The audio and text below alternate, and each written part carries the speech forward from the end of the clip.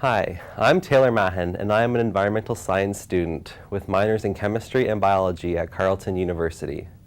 I am working on my undergraduate honors thesis under the supervision of Dr. Ellen Humphreys.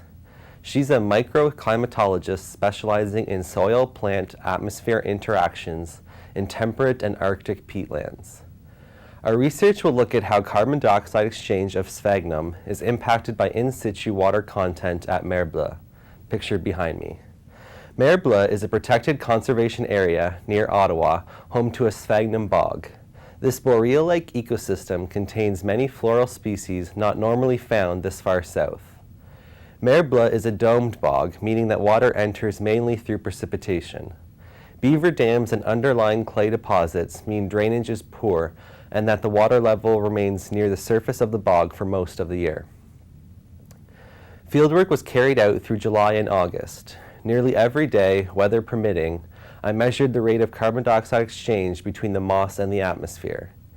These carbon dioxide flux measurements were made in both light and dark conditions. This allowed for photosynthesis to be calculated as the difference between the light measurement, when both respiration and photosynthesis occurs, and the dark measurement when only respiration occurs. Measurements were made using a gas flux chamber sealed over collars installed in the peat, as you can see. The chamber was set up as a closed circuit where air was drawn from the chamber into a gas analyzer, which measured carbon dioxide and water vapor concentrations, and then returned the air to the chamber over a 2-minute runtime. To help understand day-to-day variations in our measurements of photosynthesis and respiration, I also measured solar radiation, peat and air temperature, moss and peat water content, water table depth, and rainfall.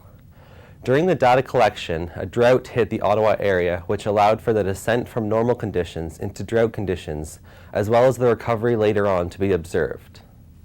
This research will ultimately contribute to our understanding of how peatlands like Mer Bleu are responding to warmer and drier conditions. Peatlands have huge stores of carbon that have accumulated over thousands of years due to slightly more photosynthetic uptake of carbon dioxide than loss through respiration. Even small changes in climate conditions could potentially alter this balance and impact peatlands' ability to continue to take up and store carbon dioxide.